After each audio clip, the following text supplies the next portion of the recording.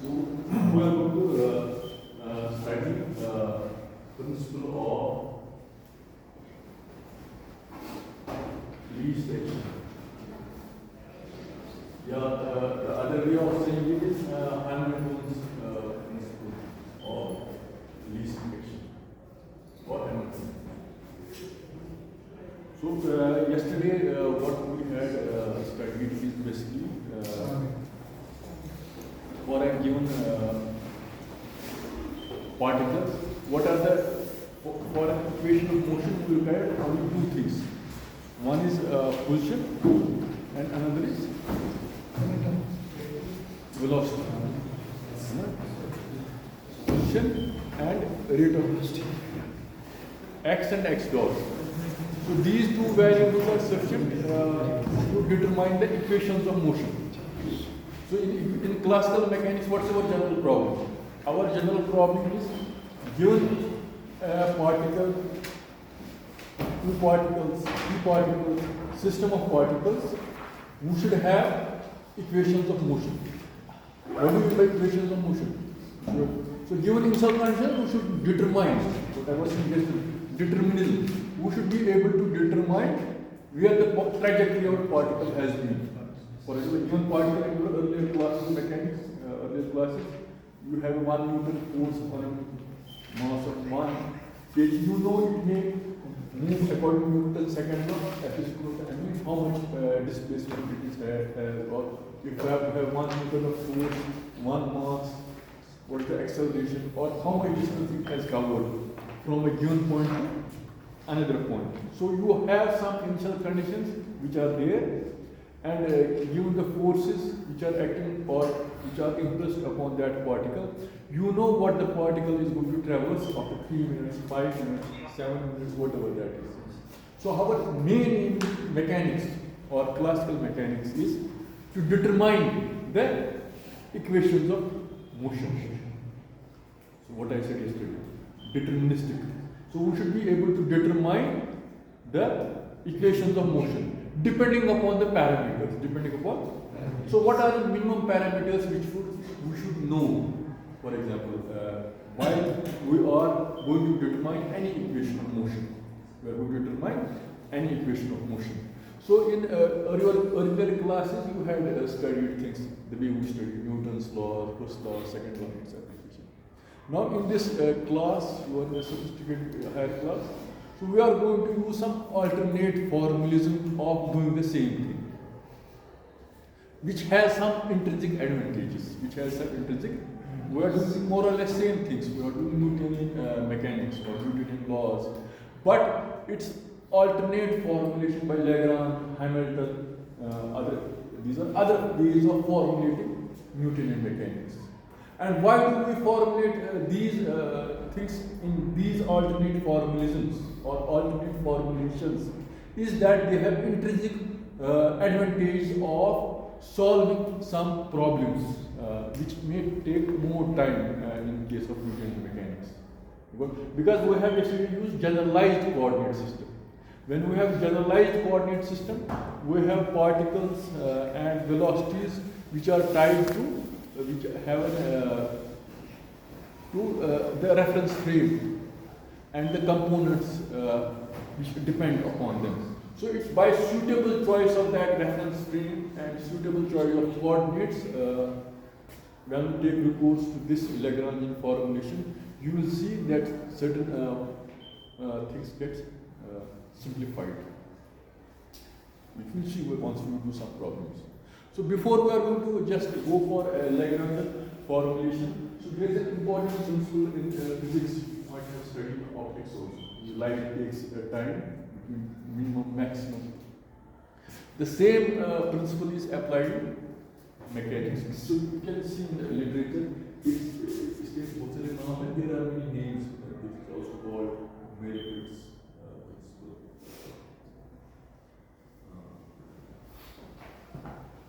So there is a good section, if you go to final lectures of physics, there is a section on principle of least action. It's an interesting 5-6 pages. You can read that. So coming to this point is that, So if we now we are concentrating on a given Lagrangian, how we define a Lagrangian? Lagrangian, we can take the total energy of a system, just like you studied in your earlier classes. Kinetic energy plus potential. So उसी का analog of that here is Lagrangian or Hamiltonian of a system. So in Lagrangian or Hamiltonian of the system, yesterday, if you remember in the last point, we said that mathematically it means that all coordinates flow and velocity. So we have two parameters to determine equation of motion. You have coordinate q and you have coordinate q dot and t. So if there is a Lagrangian means any particle or a given particle, system of particles and particles. So if it is going to evolve, the way we in classical mechanics, I said, the example is that if you have a particle in one mass, also 1 newton, we should be able to know from equation of motion how it will travel after 1 second, 5 minutes. We will be able to determine the same thing. So in the same way, if we have a Lagrangian of a system and it is dependent upon the Lagrangian of a system, for example, we have to determine that thing. Before determining the Lagrangian of system, goes from system A to B, we use a very important principle that's known as principle of least action in arriving at that. At the equation of motion. Just like we have an equation of motion in Newtonian mechanics, we have an equation of motion in that's known as Lagrangian dynamics. And that Lagrangian dynamics, this principle helps us in arriving at that. Got the point? So we are trying to arrive at Lagrange equation of motion. So before arriving at Lagrange equation of motion, this principle is it comes handy or it helps us how we can arrive at this. So in a sense, we are trying to see the derivation of that, how we can arrive at a Lagrange equation of motion. Got the point? So this is so if we have Lagrange of a system, it's dependent on Q1, Q2, Qs. So Lagrangian, yesterday we have formulated we need coordinates. This is position coordinates, or we need what? Q1 dot, Q2 dot, so on and so forth. And so the Lagrangian of the system will depend upon the position and this and time. These three parameters are provided. How the Lagrangian of the system, or briefly, we will write Q1, Q2, Qn. In the simplified sense, we write Lagrangian of the system is written as Q dot and E. And the motion, so this much is fine. So now let a system occupy a system occupies at instance T1 to T2. Got the point? So if it moves or so if you take a Lagrangian system, but you see in classical mechanics also the particle travels this journey from point A to point B. You can use equations of motion. In the same way, the Lagrangian of system, which we have identified the coordinate, it has its position coordinate, its coordinate, and its time. How the Lagrangian of the system evolves from a given time A1 to given time A2. So you can write that Lagrangian of the system can also be written as E1 to Q dot. This is clear or not? Just something you have been doing the daily classes. So integration is what? Basically, when you talk of an integral for A to B. So it's you are subtracting this from between 2 points. So this is the path. So you say the Lagrangian of this particle at time t1, q dot t at time t1, and this is q dot t at time t. Okay. So this is what it means. How this action, it's also called, this S is also called in books, it's also called action integral. It's also called integral or action integral. So it's how that action integral has gone from, the particle has gone from the Lagrange of a particle, which is dependent upon q dot t. It goes from t1 to t2. So it may traverse a journey from t1 to t2. So at the end, if you solve the integral, you have the difference of these two integrals at these 2 points will give us the value of that Lagrangian of the system. This is clear. And this Lagrangian is also called, this is also called action. This is also called action. So wherever you say in the books now from now on, this Lagrangian, you should say it's action. And this is called action integral. So integral means you are summing the total contribution of the position and this velocities and its evolution in time. So you can say in your earlier class, then you say the contribution of total energy of the system. Total.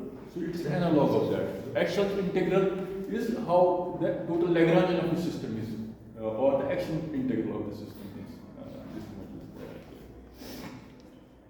Now what we are going to do is, so we are going to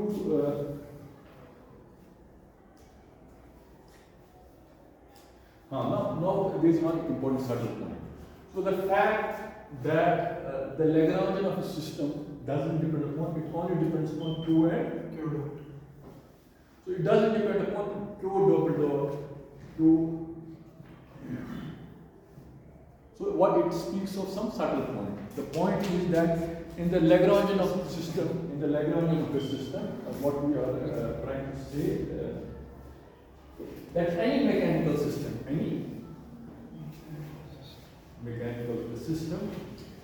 is can only be will only two coordinates for the description of any mechanical system. The description is Q and Q dot. This is important.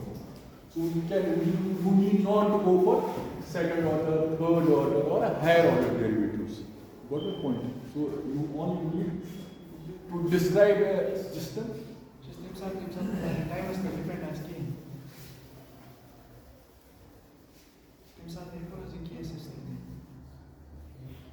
So when it's not dependent upon time. So we can. So we'll just come to this point at the end of this thing. We're going to discuss this point. So here the explicit use of time as a parameter will come here. Now the thing is that, for example, if we have, so we take, so we are going to this time derive equation of motion using this one. How we arrive at the equation of motion, Lagrange equation of motion.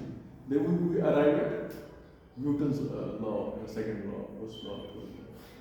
In the same way, Newton's second law is also sort of f is equal to m dx by dt.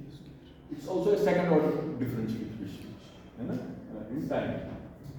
Got the point? So in the same way, we will arrive at the Lagrange equation of motion from using principle of least. So what we are going to do?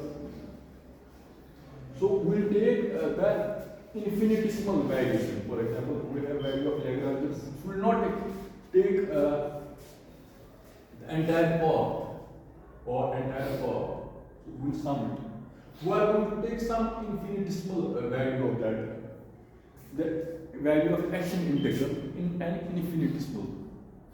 And then we can integrate it on the whole. Got the point? The value of infinitesimal variation in this action. You got the point? So what is that value? So we will take, so in that infinitesimal, in this, for example, if we change the function, its value changes from q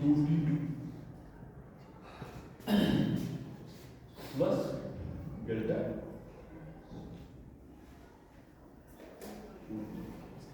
Value of coordinate goes from QT to the same way Q dot goes to Q dot plus delta, some small variation in that integral. That variation of that, not entire action integral, but a small variation. Because integration, what we do? Integration, we just sum up small derivatives. So, but if you take small variation, small change in the value of integrals, but here we are going to take one thing is that that the assumption we are going to take is that the variation of that integral within that infinitesimal, it will not be that much. It will be minimum. It will be minimum. But on the whole, the value of integral can be, the value of action integral can be maximum. So if on a given path, a particle is moving from point A to point B. If we take infinitesimal point and we see its variation in that infinitesimal distance, we say the value of that action delta S will be minimum. This is the assumption we are going to use. But it doesn't mean when we sum up those infinitesimal into entire path, the value will also be minimum. It will come out to be, action integral will come out to be maximum or whatever. So using this assumption, okay, if it's not clear, we just concentrate on this point.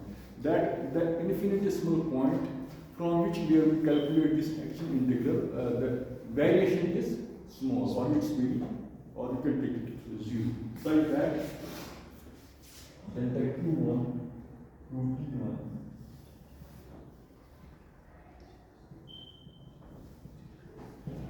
Okay,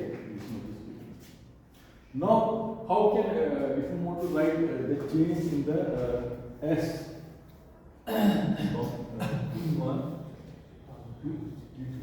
So Lagrangian goes from Q plus delta Q dot plus Delta Q dot. and T you can take it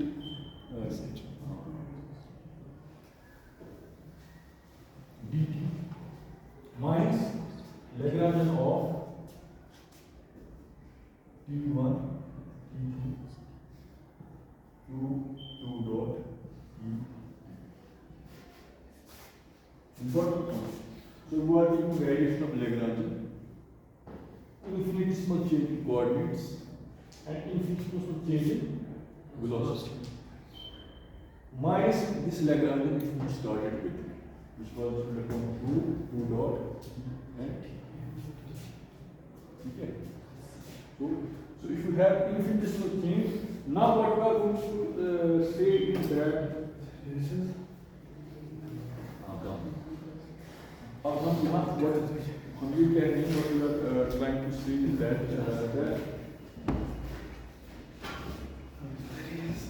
actually इसमें use होता है the idea of Taylor series. So when we expand the function along any slope, there come first order infinitesimals, second order infinitesimals, and higher order. Continuously it's going to change. So if we take the first order variation in that small interval in which we are going to see the difference of these two values, which will come out to be minimum. So that's why if you go to the book, he is using leading terms. So you are going to see the change in difference of these values in the leading terms. So it will come out to be 0. Because we are assuming that the infinitesimal change from this point to this point will be very small, or it will be minimum, or it will be is zero. This is what we are, the assumption is. We can think about this assumption. Yeah. Now, just go to the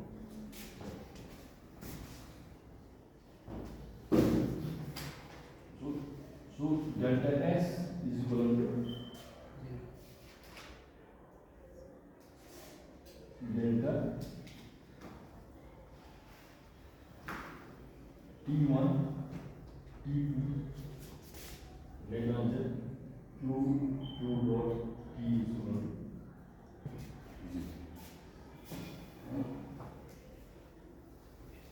or so this is what this delta is just the difference of Q plus delta Q minus Q. Q dot plus delta Q dot minus Q dot. So that is what we are using here delta.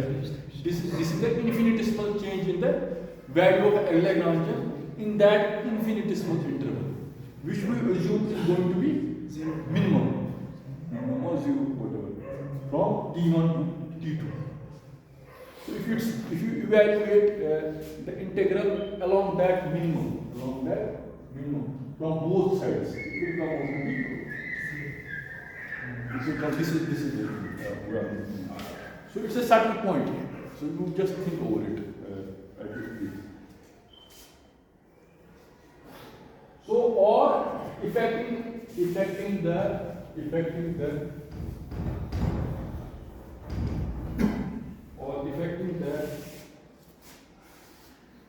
variations T1, T2.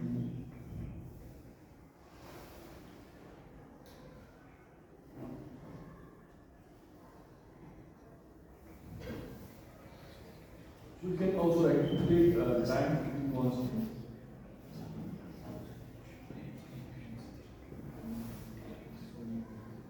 Dt is equal to. So basically Lagrangian of system, it changes coordinates and it's also changing vis-a-vis this distance. So we have defined Lagrangian of a system, how it changes vis-a-vis coordinates and how it changes vis-a-vis velocity. So these are two parameters we are using. So the variation of these two between the point T1 and T2, it will come out to be minimum or it will come out to be the same we are saying, the same thing here. Well, another way of saying this. Now what we are, if we are affecting the variation, affecting the variation means delta. Sorry, it's not this. Delta means change in the Lagrange. But change in the Lagrange on what? We have assumed that our Lagrangian of a system depends upon Q and Q dot and T. If we can take, we will take T constant. So we have apparently two variables.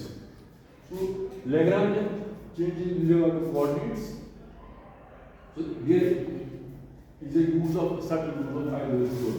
This is dl by dq. It is delta q. It's not dq. In the same way, it is delta q dot. It's not. It is dq. It is delta. So it is change of Lagrange with regard to q infinitesimally in that direction. So it is not delta. It is delta q. It is delta q. It is change of Lagrange. You can take it as total energy of system or Lagrange of system, which depends upon coordinates and velocities. It is dependent first variation with regard to coordinates, but infinitesimal change in delta position. So how much it has? So it's infinitesimal change in delta q dot. It is not a delta q dot. This. So this you have to be clear. What was one? So it's basically if you go to either theorem, if you have a differential change of a function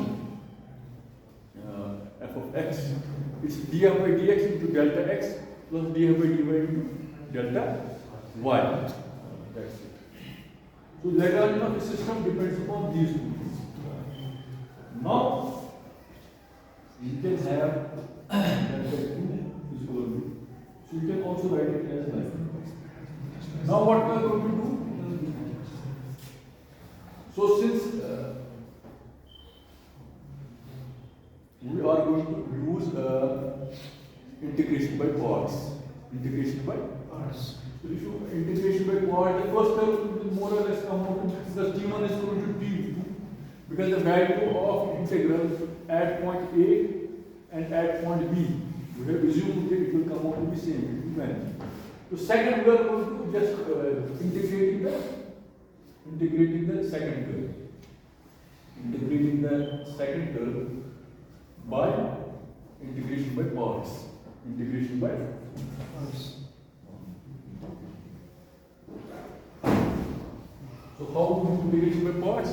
Integral of uv is equal to u dv minus d by d of x of integral of u v dv. Integral of u v ऐसे u dv minus d by dx of integral of u dv. So you are going to use this fact in the जो इसकी second term है, the second term we have to evaluate its second term. Got the point? So the second we are going to use the integration of by parts. इसकी knowledge use करते हुए we are going to just have how we can evaluate the second part. So it will come out.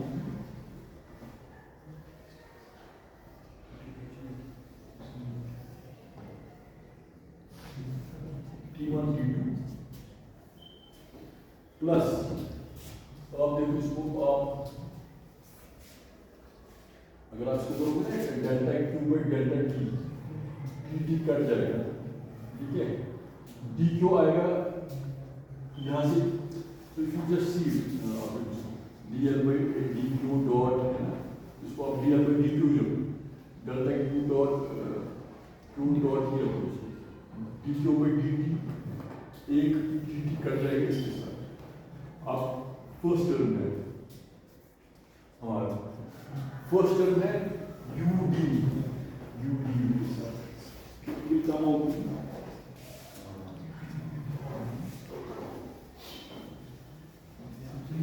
So dl by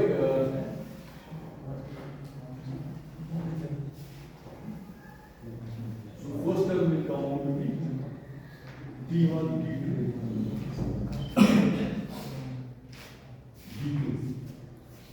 and second term is integrating this second term using that way. अब इसमें आप देखो इसमें थोड़ा सा dl by dq dot delta q by dt को इसका आप इंटीग्रेशन करोगे तो u dv minus d by dx of इसका ये आएगा d by dt of this function.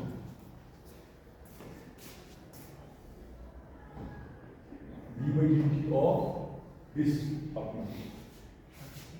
इसका इंटीग्रेशन करोगे डेल्टा q डॉट का क्या आएगा डेल्टा q आएगा ये अपना वो d by dt of dl by dq dot.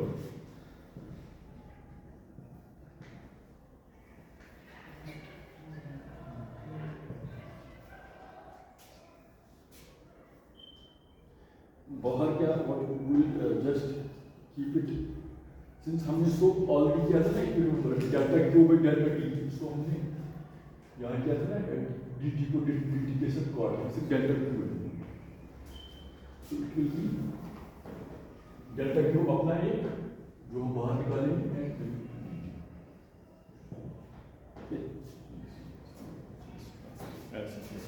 we have done nothing.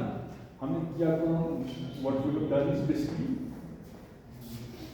जो एक्शन इंटीग्रल है उसको हमने इवैल्यूएट किया है between 2 points t1 and t2 in an infinitesimal values. Assuming that at t1 the value of action integral between two intervals comes out to be minimum or it comes out to be 0.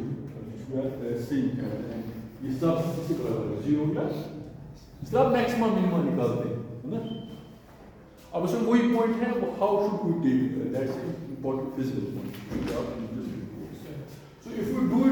this way, तो ये पहला तो यहाँ आएगा T1 T2 है, it will come out to be 0.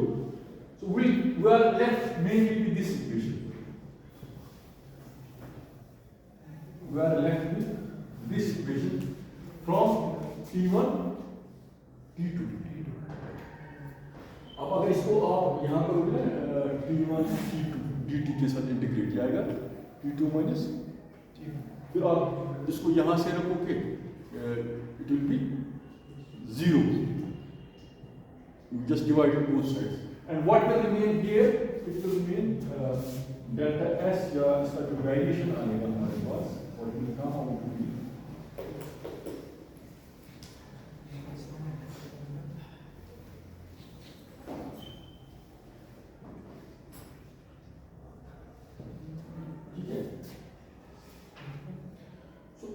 this is what we call these are known as Lagrange equation of motion.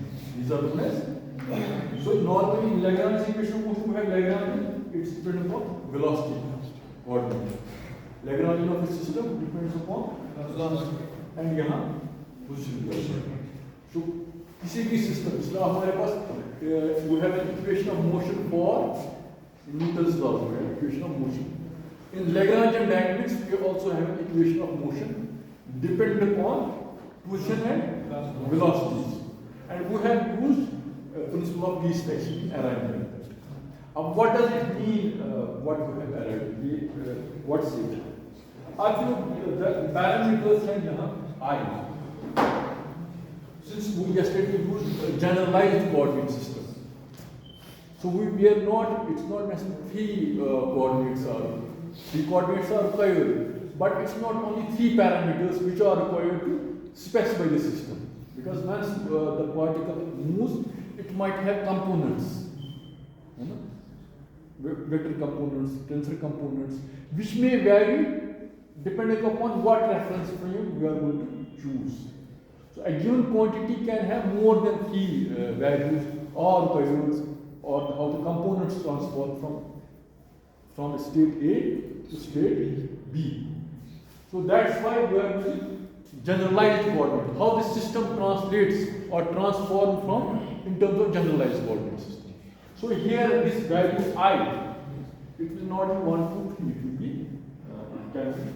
So the book has used I is equal to 1, 2, 3, S instead of N. So these are known as Lagrange equation of Lagrange equation of motion. So once you do some specific examples, so the advantage of this equation, the way we have F is equal to M. So how it simplifies some of the problems of Newtonian mechanics. Once you are going to use this, it's basically the process of applying things. You will have some feel of how it is advantageous as compared to Newtonian mechanics.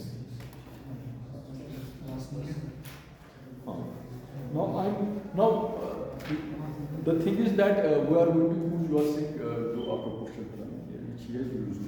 So these are basically, these are second order. Another point is these are basically, this is also sort of a differential equation. This is second order differential equations, but in 2S parameters. This S.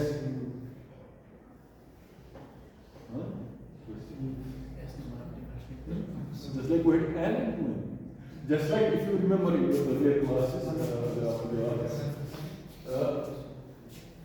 F is equal to, you just integrate it once. हमारे पास क्या है? C1. Again integrated, क्या है?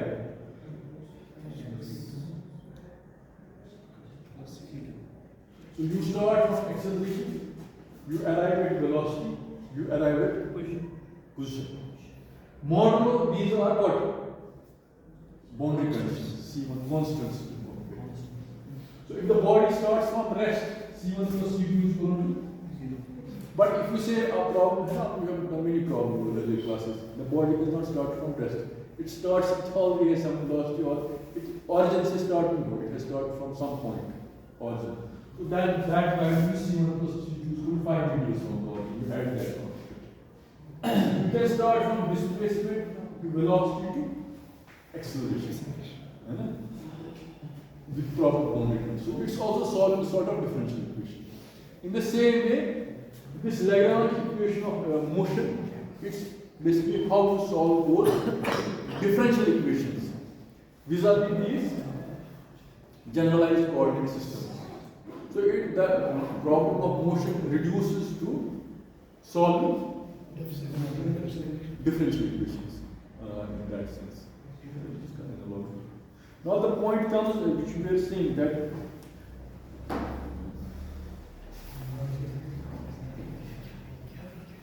so if you have two systems, Lagrange which are used as a book, Lagrange of two system.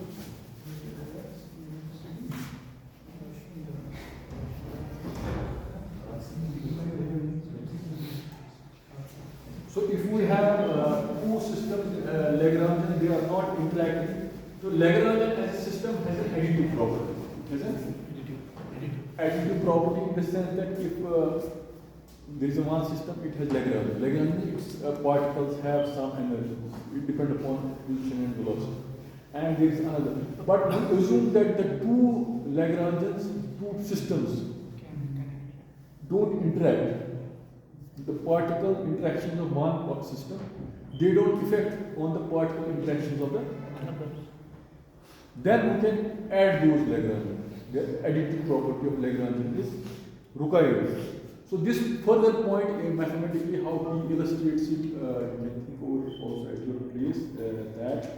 So if we have a Lagrange of a system, which is dependent upon Q dot and T, and we take another Lagrange of a system, so which is evolved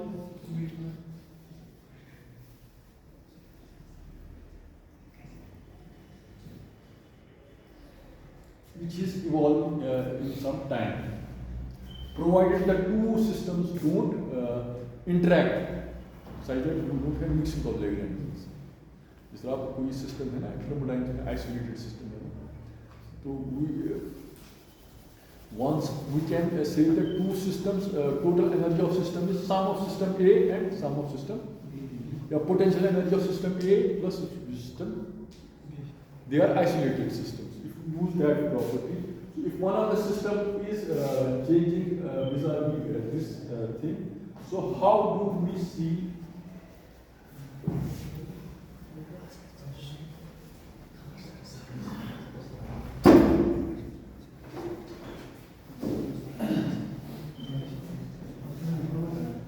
S prime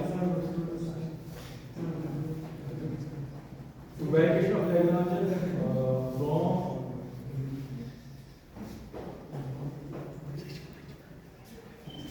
is equal to T1, T2.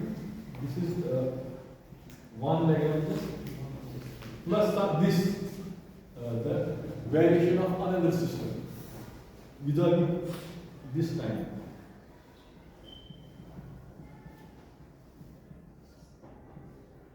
So you can say it is equal to S prime is equal to S plus how the function changes, Lagrange of system changes from this to, simply you can subtract the variation in time t2 and in time t prime. So what does he mean by that? He says that they differ by a quantity which gives us 0, such that the condition is this. Delta S prime. So what important sentence which conveys this thing is that Lagrangian of a system is defined only within an additive time derivative. Additive total time derivative of any functions of coordinate and time. What he's trying to say is that if you go to the book, he takes a system. So he says Lagrangian as such is an additive property. if the two systems don't interact with regard to each other, it is an explicit dependence on time. Such that if you take the system, one system, and allow the other system to evolve and see the total combination of the two systems, we say that Lagrangian has a property is additive and total time derivative of any function of it only depends upon coordinate time. It only depends upon coordinate time means basically the one point which I had is that just like अगर हम किसी भी function को multiply करते हैं ना constant of the function इस तरह है ना, and this function जो है it's depend upon f1 plus it's also equal to c times f1 plus c times f2 है ना. So the same अगर Lagrangian of a system है which is composed of two systems, that additive constant जो है ना, it will multiply both of them separately also. This is the point that he is trying to say. So actually we are going to study how this is the simplest case. Basically, we have to basically see this differential equation, its manifestation, the manifestation of this differential equation under different systems. Maybe in your earlier classes you had studied how pulley problem, motion problem. Those problems can also be done by this, and more than that. What is the point? So how Lagrangian as a system, how we can, it has some advantages, or it may also have some disadvantages. There is another formulation of mechanics that is known as Hamiltonian formulation of mechanics. One is Lagrangian, another is Hamiltonian formulation of mechanics.